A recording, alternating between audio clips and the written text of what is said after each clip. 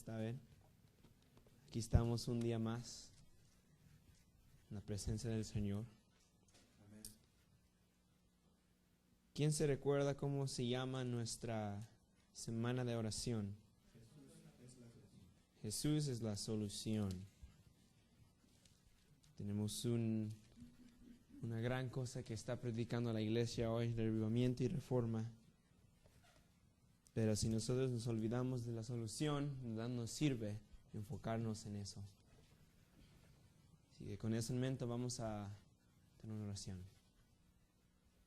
Amantísimo Padre que estás en los cielos, te damos gracias, Señor, porque tú eres bueno, tú siempre nos bendigas, nos cuidas, nos ayudas. Y mientras estudiamos algo de tu palabra hoy, Señor, que tú nos iluminas y nos ayudas a entender más de tu carácter, más de ti y cómo estar junto a ti, Señor, para trabajar y para ser más fieles a ti, Señor, reconociendo que todo es imposible sin ti. Así que te pedimos que tú seas el primero y el final de nuestras vidas y que tú cambies cada parte de ella. En nombre de Jesús te pedimos todo esto. Amén.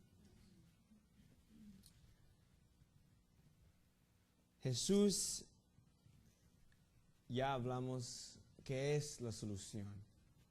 Vimos cómo Jesús trabaja en medio como la solución por medio de la gloria de Él. Vimos, Él es el deseado de toda la gente. También vimos que si nosotros amamos a Jesús, hay cosas que debemos de hacer, no hay excusas, vimos. Hay donde nosotros trabajamos porque Dios nos ama y porque queremos trabajar con Él. Vimos cómo nosotros somos partes de un pueblo que Dios conoce nuestras obras y quiere seguir trabajando con nosotros para que Él nos pueda limpiar. Y también vimos cómo nosotros podemos prácticamente trabajar en medio de la iglesia reconociendo y enfocando nosotros en Cristo Jesús. Así que hoy yo quería hablar con ustedes acerca de la obra misionera. La obra misionera nosotros sabemos que es muy importante, ¿sí? Amén. Pero la pregunta es, ¿cómo podemos hacer la obra misionera para que el enfoque de ella sea Jesús? ¿Cómo podemos hacer la obra misionera, pero en la manera que Jesús es el centro de ella? ¿Cómo nosotros podemos predicar y hacer estudios bíblicos para que Jesús sea el centro? Nosotros vimos el sábado, si nosotros buscamos toda la Biblia y no encontramos Jesús, de nada nos sirve.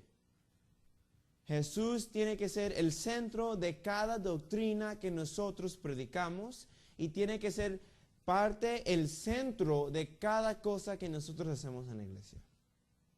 Eso quiere decir que la manera que nosotros aprendimos cómo hacer estudios bíblicos es incorrecto.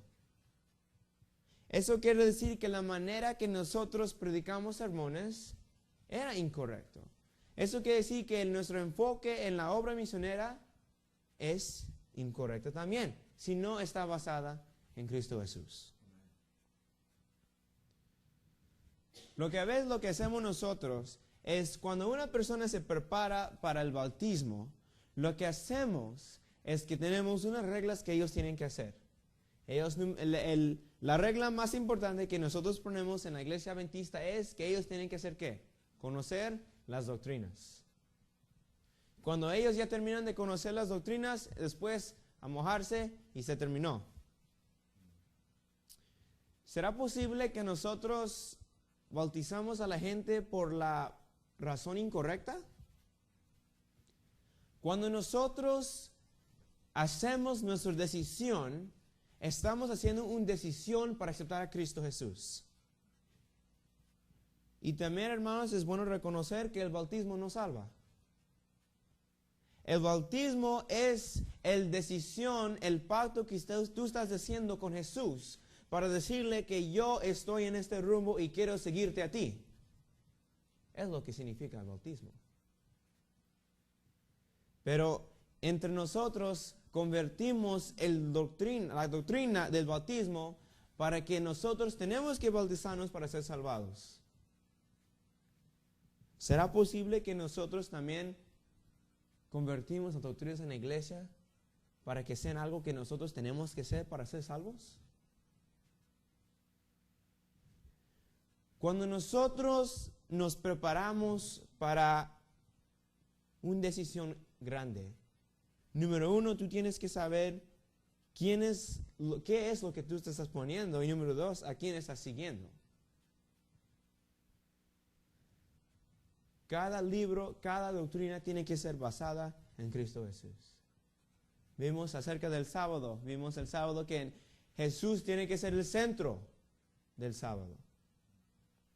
Pero ¿sabes qué, hermanos? También en los temas de profecía, Jesús tiene que ser el centro de eso.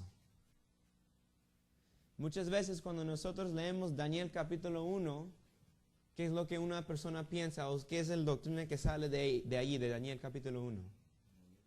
La dieta. ¿Saben? Esa es la manera incorrecta para predicar acerca de la dieta. La Biblia dice, y también dice por la profeta Elena White, también ella dice que, de acuerdo con la Biblia, que el primer paso es conocer a Cristo Jesús. Daniel capítulo 1 nos enseña que Dios quería a su pueblo y que porque Daniel propuso en su corazón a seguir a Dios, Dios lo cuidó. Porque Él propuso obedecer a Dios, porque Él aceptó a Dios como su Salvador, después Dios lo bendijo por los hechos que Él hace, por las decisiones. No era porque Él comió verduras que lo hizo sano, sino era porque Él propuso en su corazón obedecer a Dios, comió algo más saludable y Dios bendijo a él porque él quiso seguir los pasos que Dios le había hecho. O sea que su enfoque era en Jesús, y cuando su enfoque era en Jesús, todo lo que él hizo fue bendecido por Dios. Pero si quieren saber la razón por qué Daniel no pidió carne limpia, era porque, imagínate Daniel tratando de explicarle las reglas de Levíticos a una persona pagana. No iba a poder, no les iban a entender. Así que Daniel, usando sus principios y usando lo que dice en 1 Corintios 8, él dijo, es mejor quitar esos problemas y vamos a seguir a Dios en esta manera. Así que vemos aquí que en medio de la profecía, Jesús tiene que ser el centro.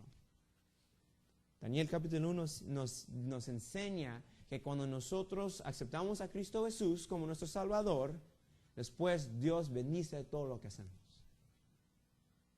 Después, cuando tú sigues el tema de la profecía, después si tú vas de acuerdo con los capítulos, después lo que sigues es Daniel capítulo 2. ¿Y cuál es la lección de Daniel capítulo 2? El sueño de Nabucodonosor, ¿verdad? También el sueño de Nabucodonosor tiene que ser cristocéntrico. Número 1, Cristo contesta oraciones. Número 2, Cristo está en control de los reinos. Y número 3, si Cristo está en control de los reinos hasta el fin, es el principio. Si Él contesta oraciones, eso quiere decir que un día Él va a regresar porque Él lo dijo. Daniel capítulo 2. Daniel capítulo 3, ¿cuál es? El horno. Ahí vemos porque sus amigos de Daniel, Ananías, Azarías y Misael, porque ellos decidieron a obedecer a Dios, ellos pusieron las leyes de Dios más alto que a obedecer al hombre. Ellos decidieron a guardar las leyes que Dios le había dado a Jesús. Y aquí vemos Jesús otra vez se manifiesta porque los amó tanto que apareció en el horno con esos fieles. Jesús está en medio de tus problemas. Después del capítulo 3 tenemos capítulo 4. ¿De qué se trata el capítulo 4? ¿La cuál? Ajá. Déjame ver un rato. Se me olvida. Me la sabía. Oh, de veras, el sueño del árbol. Perdón. El sueño del árbol. Yo me la sabía de memoria y se me fue. Está bien. Aquí vemos el sueño del árbol. Aquí vemos un testimonio de un rey pagano como Cristo Jesús lo convirtió. Después de número 5 vemos aquí Jesús también en medio de los reinos, pero aquí vemos cómo Jesús está en el cielo y es parte del juicio y está intercediendo. Y dice aquí que Dios está en control y dice que cuando Él empieza reinos, también quita los reinos. Y Él dijo a Belsasar, Mené, tekel, umparsin. O sea que cuando este día vino, ya en el cielo había un juicio donde ya fue decidido cada caso en ese reino. Así que vemos aquí Jesús como ¿qué? Un juez. Y sabemos que ese mismo juicio está hoy. Pues en el capítulo 6 vemos también que Jesús está en medio de los problemas y que Jesús está ahí para ayudar cuando nosotros obedecemos lo que Él dice. Daniel en el pozo de los leones. Después empiezan los capítulos proféticos de Daniel. Vemos Daniel 7 que empieza con las ¿qué? Con las bestias. Dice cada bestia ¿qué es? Pero después termina enfocándose en una visión donde el Hijo del Hombre va hacia el Padre, el anciano de días, y allí tú ves Jesús recibiendo el reino de su Padre. Aquí vemos otra vez el centro de Daniel, Jesús. Cuando tú lees capítulo 8 empezamos a ver el anticristo del cuerno pequeño, pero lo más importante de ese capítulo es que va a venir un día cuando Dios va a ser un intercedor para su pueblo, para que Él pueda limpiarlos de todo el pecado. Daniel 9 nos enseña acerca de cómo Jesús iba a venir a la tierra para ser el Mesías, para morir, no para Él mismo, pero para nosotros, para tener otra oportunidad. Después Daniel 10 nos enseña cómo Jesús está en medio de los problemas, otra vez. Pero aquí vemos cómo Él está trabajando para que su pueblo sea liberado. Y después llegamos a los últimos 2 capítulos de Daniel. Daniel 11 y Daniel 12.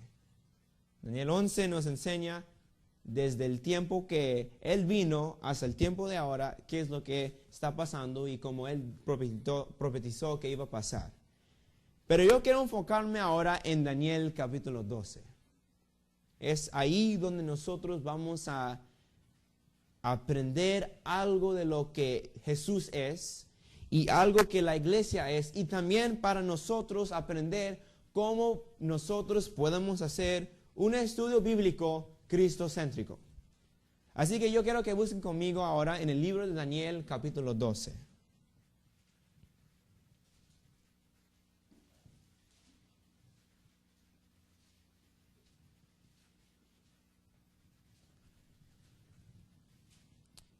Daniel capítulo 12. Y dice, en aquel tiempo se levantará Miguel. Miguel aquí, cuando dice la palabra Miguel significa el quien es como es Dios. Así, ¿quién es el único quien es como es Dios? Jesús. Dice, en ese gran tiempo se levantará Miguel, el gran príncipe que protege a tu pueblo, y será tiempo de angustia, cual nunca fue desde que hubo gente hasta entonces. Pero en este tiempo será librado tu pueblo, todos los que se hayan escrito en el libro. Aquí vemos que el capítulo empieza ¿con quién? Con Miguel o Jesús. Y está diciendo hoy, antes de que empieza este capítulo, empieza diciendo que aunque todo lo que pasa, Dios va a levantarse y va a rescatar a su pueblo en los últimos días. Así que eso es muy importante para nosotros hoy saber que no importa lo que pasa, Jesús está con nosotros. Pero tenemos que poner nuestra voluntad a Él, sabiendo que Él es la solución. Después aquí, vemos aquí que Daniel está teniendo una conversación con Dios, con Gabriel. Y Gabriel está mostrándole esas cosas, lo que está enseñando Dios.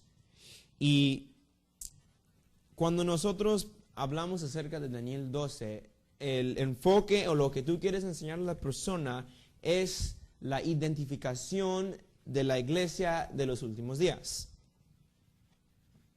Así que vamos a pasar por puntos y vamos a ver aquí cuáles son los puntos de saber cuáles son las identificaciones de la iglesia, pero hacerlo de una manera cristocéntrica. Así que ya cuando terminamos de leer el primer versículo, le enseñas primero cómo Jesús está parte o es el centro del capítulo. Después aquí vemos en el versículo 4, dice, pero tú, Daniel, cierra las palabras y sella el libro hasta el tiempo del fin. Muchos correrán de aquí para allá y la ciencia aumentará. Aquí vemos que Dios le está diciendo a Daniel que las palabras están cerradas y sellada el libro. Pregunto, ¿cuál es el libro lo que está hablando aquí Daniel? Él tiene que ser el libro de esta visión, ¿verdad? Está hablando acerca de esta visión. Y dice que esta visión está sellada y cerrada hasta los tiempos del fin. Es muy importante reconocer que una de las identificaciones de la iglesia de los últimos días, número 1, tiene que tener ¿qué? El libro de Daniel, ¿cómo? Abierto. Porque dice que está sellado hasta el fin del mundo. Punto número 1 podemos ver aquí es que el libro de Daniel tiene que ser abierto y entendido por la iglesia remanente. Seguimos leyendo. Dice, versículo 5, y yo, Miguel, miré y vi a otros dos que estaban en esta orilla del río y el otro en la otra orilla. Dice, uno de ellos preguntó al varón vestido de lino que estaba sobre el agua del río, ¿cuándo se cumplirán estas maravillas? Recuerdan esta persona aquí porque él va a ser muy importante después. Pero dice aquí que le preguntó y después el varón que estaba vestido de lino empieza a jurar y después dice en el versículo 7, en la última parte, dice, será por un tiempo, 2 tiempos y la mitad de un tiempo, y cuando se acabe de quebrantar el poder del pueblo santo, todo esto se cumplirá. Aquí vemos una persona muy distinta y esta persona está jurando por Dios que va a ser un tiempo, tiempos y mitad de tiempos y después sería abierto el libro de Daniel. Es muy importante ver esta persona aquí. ¿Ok? Vamos a ver por qué después. Después sigue diciendo en el versículo 8, yo oí pero no entendí, pregunté, Señor mío, ¿cuál será el fin de estas cosas? Versículo 9 dice, él respondió, anda Daniel, esas palabras están cerradas y selladas hasta el tiempo del fin. Muchos serán limpiados, emblanquecidos y purificados. Los impíos obrarán impíamente y ninguno de los impíos entenderán, pero los sabios entenderán. Ahora pregunto, ya vimos punto número 1 es que el libro de Daniel tiene que ser abierto para los tiempos últimos y tiene que entenderlo el pueblo remanente. Después vemos aquí que un hombre o una persona aquí está jurando un tiempo, tiempos y mitad de tiempos. Pregunto, ¿quién es el que reina por tiempos, mitad de tiempos? ¿Quién es? ¿Se recuerdan? Nosotros vemos aquí que también el anticristo reina por tiempo, tiempos y medio tiempo. Y después, cuando se termina ese tiempo, eso quiere decir que es el tiempo cuando se empieza a abrir el libro de Daniel. Así que, punto número 2 tiene que ser, cuando se acaba este tiempo, empieza el fin del mundo. Empieza el tiempo cuando se ha abierto el libro de Daniel. ¿Ok? Después dice, versículo 11, dice, desde el tiempo que se ha quitado el continuo hasta la abominación asoladora habrá 1290 días. Bienaventurado el que espera y llega hasta 1335 días. Pero tú sigue hasta el fin de tu vida. Descansarás y en los últimos días te levantarás para recibir tu herencia. Así que Daniel termina el capítulo con dos tipos de días. Ahora, para nosotros que somos parte de esta iglesia, no sabemos qué días son qué. Años. Sabemos que días son años. Así que vemos aquí que cuando se termina, cuando se quitó el continuo sacrificio, después podemos esperar unos años para que algo pasa. Primero tenemos que saber dónde empezar. La pregunta es, ¿cuándo se quitó ¿cuándo se quitó el continuo? Es la pregunta. ¿Cómo nosotros podemos saber? Bueno, la Biblia tiene que explicarse ella misma. Así que vamos a ir a Daniel capítulo 8. Vamos a dejar que la Biblia se explique ella misma. Daniel 8, versículo 11. Y dice, hablando acerca del cuerno pequeño, dice, aún contra el príncipe del ejército se engrandeció y quitó el continuo, y luego de su santuario fue echado por tierra. Pregunto, ¿quién es el que quita el continuo? El cuerno pequeño. Así que cuando él termina de reinar, sabemos que era tiempos en mitad de tiempo. Cuando él termina de reinar, eso quiere decir que estamos llegando al fin del tiempo. So, lo que tenemos que encontrar ahora es cuando el cuerno pequeño agarró el poder para empezar a quitar el continuo. ¿Cuál es el continuo?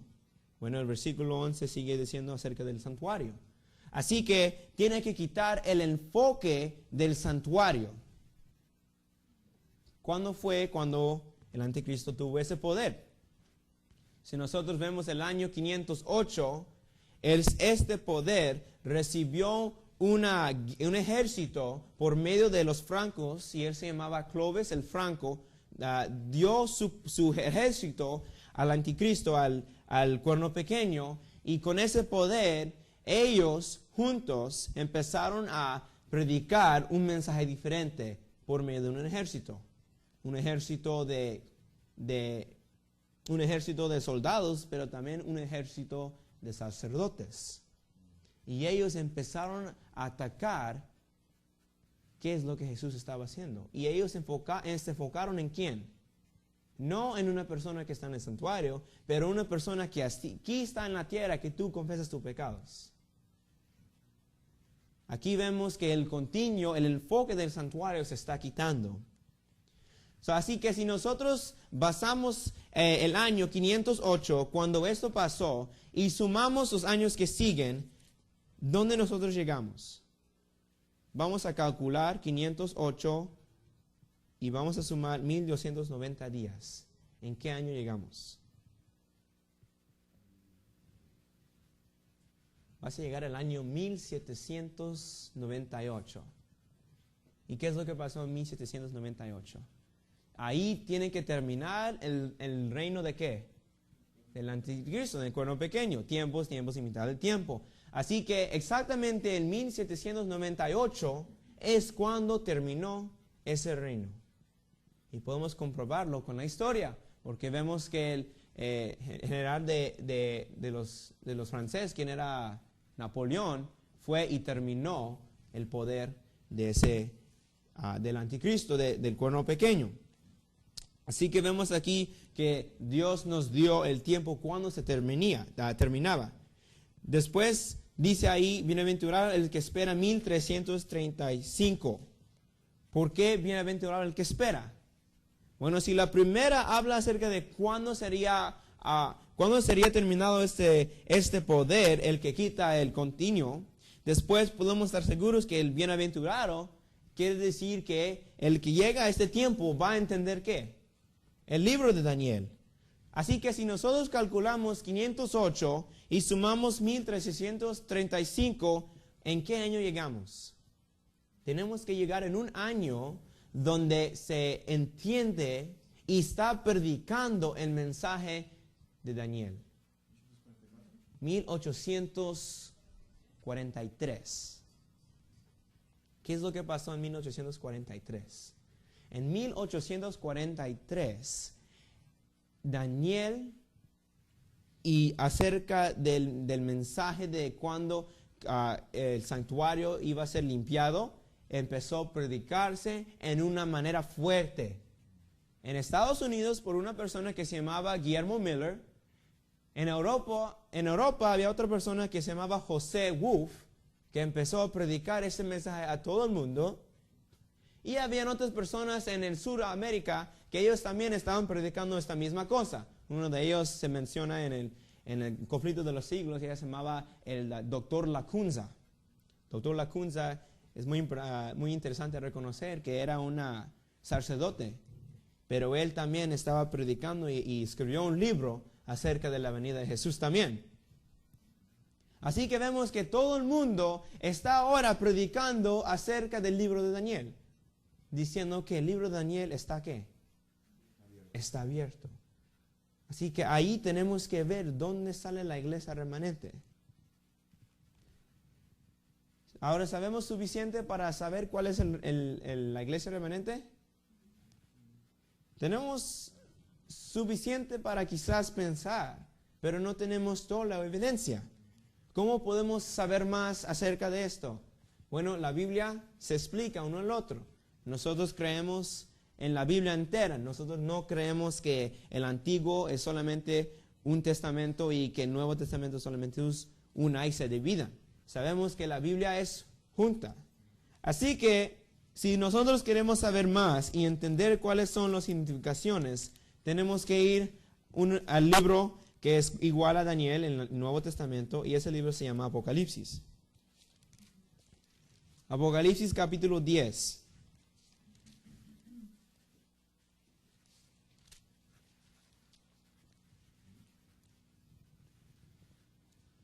Apocalipsis capítulo 10. ¿Recuerdan ese ángel que vimos en Daniel 12, que estaba sobre los ríos y las aguas? Porque vamos a ver quién es esa persona ahora. Versículo 10. Entonces vi descender del cielo a otro ángel poderoso, envuelto en una nube, y el arco iris sobre su cabeza. Su rostro era como el sol y sus piernas como columnas de fuego. Tenía en su mano un, ¿qué? Librito abierto. Puso su pie derecho sobre el mar y el izquierdo sobre la tierra. Aquí vemos la misma persona que vimos en Daniel 12. Pregunto, ¿quién es esa persona? Esa persona es Jesús. Tú dices, ¿cómo nosotros sabemos que es Jesús? La razón que nosotros sabemos es porque cuando tú lo lees por versículo 1 de capítulo 12, podemos distinguir ahí que ya está hablando acerca de Jesús. Pero después, cuando tú lees Daniel 10, tú ves ahí esa misma persona parado en aguas. Y Dios y Gabriel dice que Él es el príncipe de los príncipes. Él es Miguel, Él es el jefe. Y vemos aquí que Él se aparece otra vez. Y dice que Él tenía el libro abierto. Pregunta, ¿cuál es ese libro? Puede ser el libro de Daniel, ¿verdad? Porque primero estaba cerrado, pero ya muchos años después dice aquí que el libro está abierto. Así que vamos a brincar un poco y vamos a ver aquí en el versículo 8. Dice, la voz que oí me habló otra vez y me dijo, ve, toma el librito abierto de mano del ángel que está de pie sobre el mar y sobre la tierra.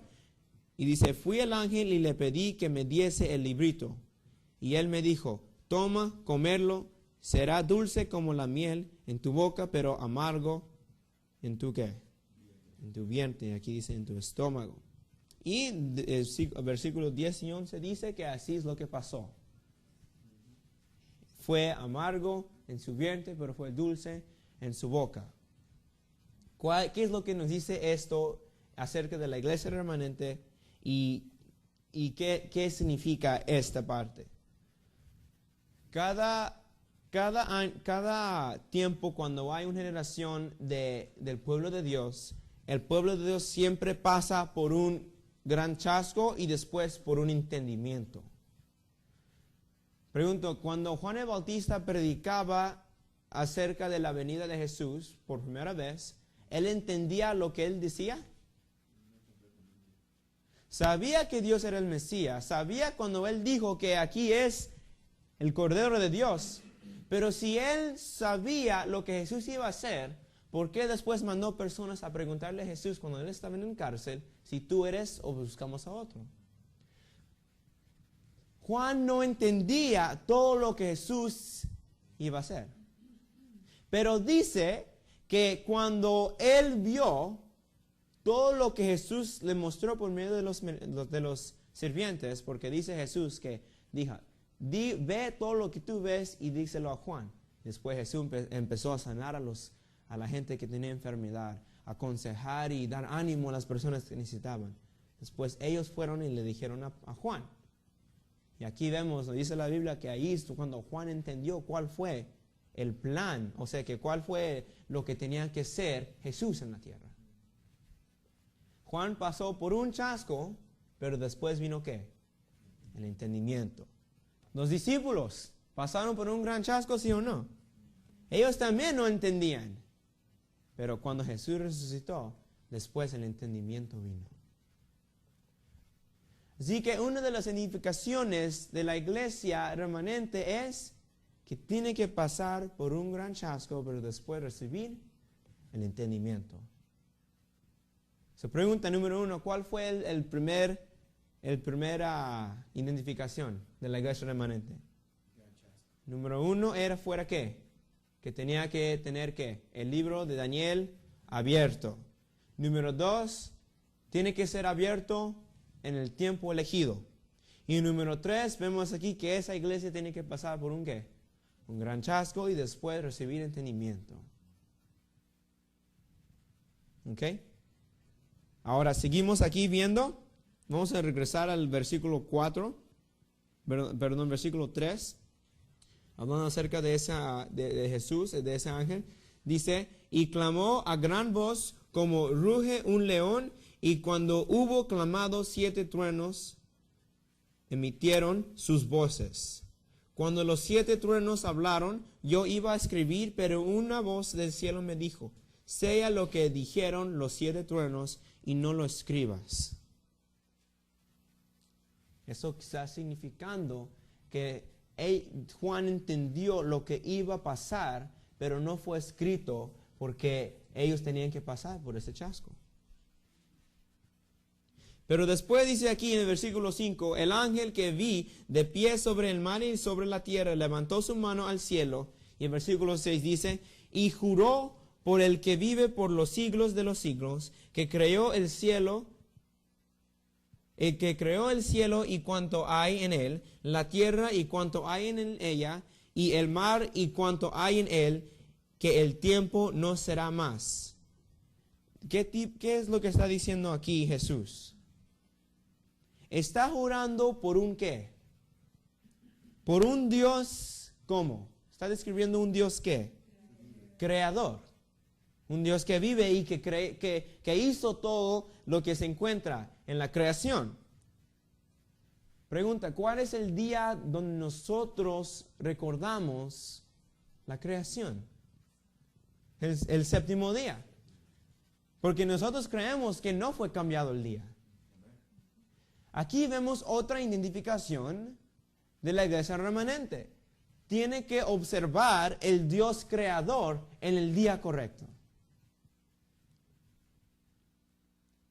Y finalmente vemos aquí, versículo 7.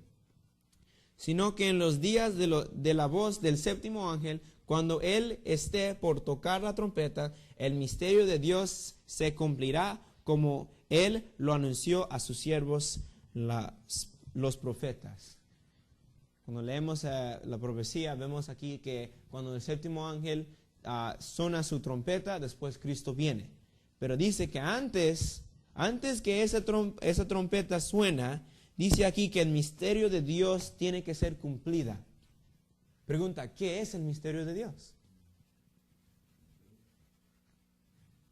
Tú lo puedes leer en Romanos, tú lo puedes leer en Efesios, pero Pablo nos enseña que el misterio de Dios es, en otras palabras, como un Dios puede ir a una tierra pecaminosa, convertirse en hombre y morir para un pueblo.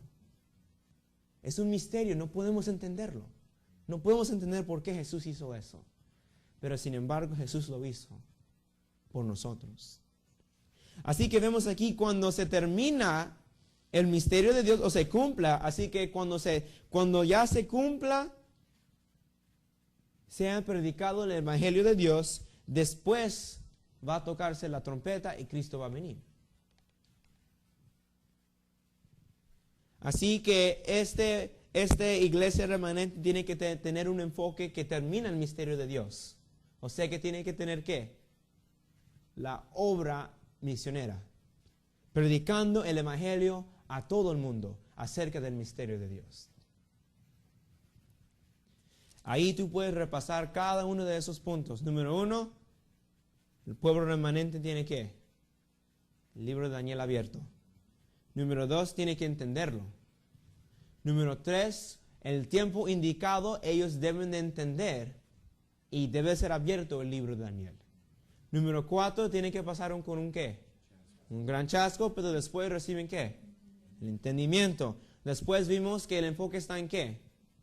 En un Dios creador. Tiene que guardar, tiene que observar el día que creó el mundo. Y número 7 es que ese pueblo tiene que ser ¿qué? Obra misionera. Tiene que terminar el misterio de Dios. Aquí vemos 7 puntos. Y la pregunta es, ¿cuál es la única iglesia que tiene esos 7 puntos? Pues es la iglesia remanente. Es la iglesia adventista del séptimo día. La iglesia adventista también pasamos por un gran chasco. En 1844 nosotros pensábamos que Cristo iba a venir. Pero cuando Él no vino, nos preguntamos ¿por qué? Dice la historia que empezamos a estudiar y estudiar y estudiar. Nosotros no agarramos la doctrina que tenemos nosotros porque una persona lo predicó a nosotros. Lo tenemos porque los pioneros empezaron a estudiar y estudiar y ellos encontraron el entendimiento por medio de estudiar la Biblia y tener el enfoque en Cristo Jesús. En la misma manera, hermanos, nosotros podemos encontrar cuál es la iglesia. Pero saber que la persona que está en medio de todo esto es ¿quién? Es Cristo Jesús. Desde Daniel 12 vemos ahí que esa persona es Cristo Jesús. Pero después vemos en Daniel 2, Apocalipsis 10, vemos que Dios, Jesús, sigue siendo en medio de todo eso. Jesús es el más importante de esto. Pero con su ayuda podemos ver cada doctrina y cada profecía de Jesús. Y cada punto que podemos ver acerca de cómo Jesús está guiando. Nosotros tenemos que aprender cómo estudiar y cómo predicar y cómo dar estudios cristocéntricos. Para que la gente también pueda entender quién es Jesús.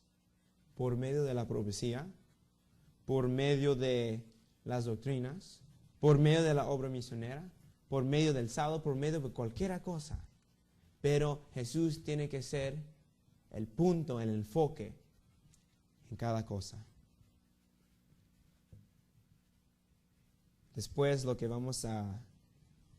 próxima vez que predico, vamos a hablar acerca de cómo Dios estaba guiando a la iglesia adventista desde el principio y cómo lo está guiando, cómo lo guió hasta 1888, cómo le sigo guiando hasta ahora. Tenemos que saber cómo Cristo Jesús está guiando y qué es el enfoque que Cristo quiere que nosotros tenemos y qué es lo que Él está esperando. Pero para ahora, hermanos, Los que no han estudiado ese capítulo, espero que fue beneficio para ustedes. Pero más importante que nada, tenemos que aprender cómo dar estudios cristocéntricos. Para que la gente no se convierta de uno de los dos, pero que ellos sean mirando a Jesús y no mirando a la gente. Tenemos que recordar eso siempre. Ahora, para terminar, tenemos que oír la voz de Dios y recordar que para que nosotros predicamos, estudiamos, para que podamos dar buenos estudios, necesitamos de Cristo Jesús. Pero para que eso pase, nosotros tenemos que ser renovados con la ayuda de Dios. Nuestras tendencias siempre van a ser para guiar a la gente donde nosotros queremos guiarlos. Puede ser para que guarden la ley o puede ser para que ellos en otra manera. Esas son nuestras tendencias.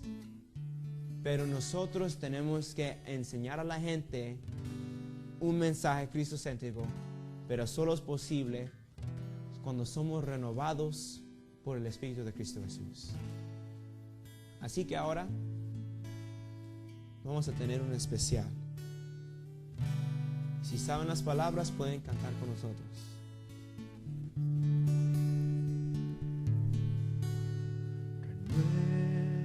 Renuévame, Señor Jesús. Ya no quiero ser igual.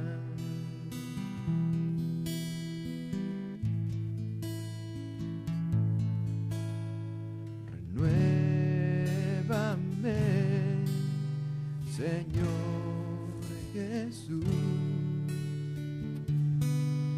pon en mí tu corazón,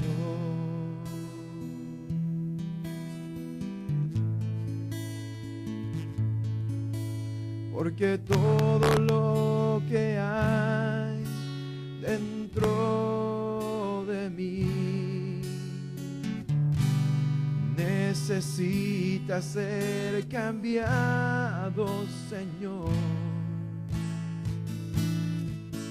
porque todo lo que hay dentro de mi corazón necesita más de ti.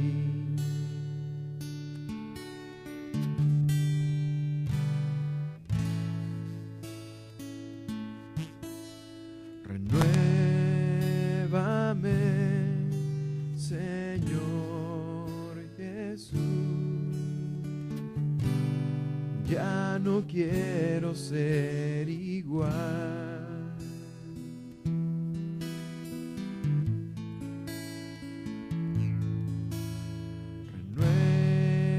Renuévame, Señor Jesús. Pon en mí tu corazón,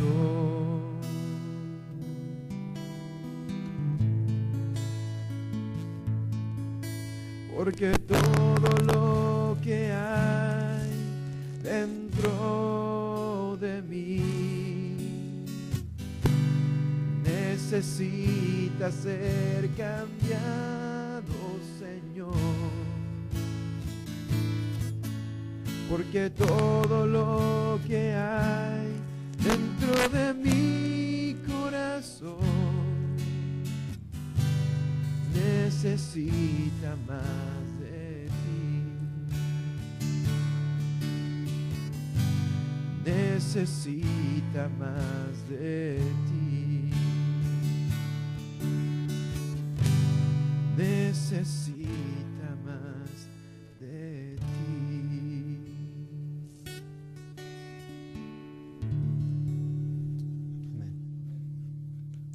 Que nosotros podamos ser renovados por la misericordia de Jesús, por la perfección de su carácter, y que Él nos pueda enseñar cómo dar mensajes, cómo dar estudios para que la gente no conozca la doctrina, pero que la gente conozca a Él.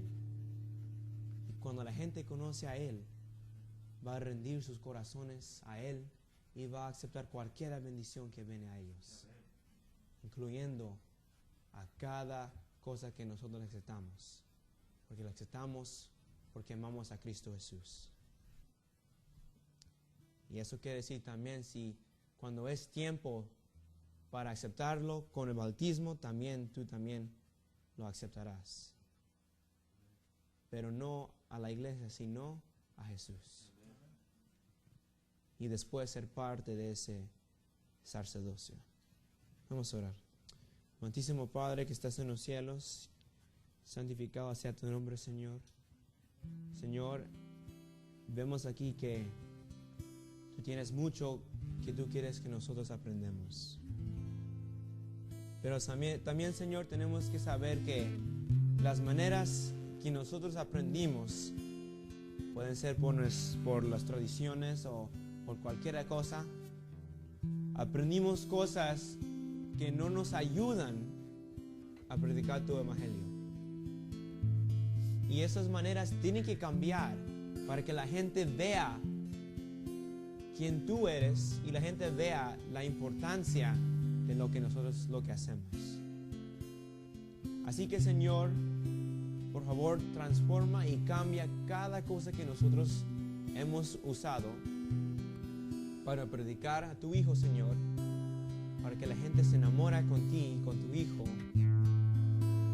y para que ellos puedan ser dirigidos por tu Hijo, por el Espíritu Santo, a las bendiciones que hay para nosotros hoy. Las bendiciones del libro de Daniel, las bendiciones del sábado, las bendiciones de ser parte del pueblo remanente. Gracias, Señor, por enseñarnos estas verdades y ayúdanos a seguir entendiendo para que podamos estar listos para cuando tú vengas. Demos gracias, Señor, en el santo dulce nombre de Cristo Jesús.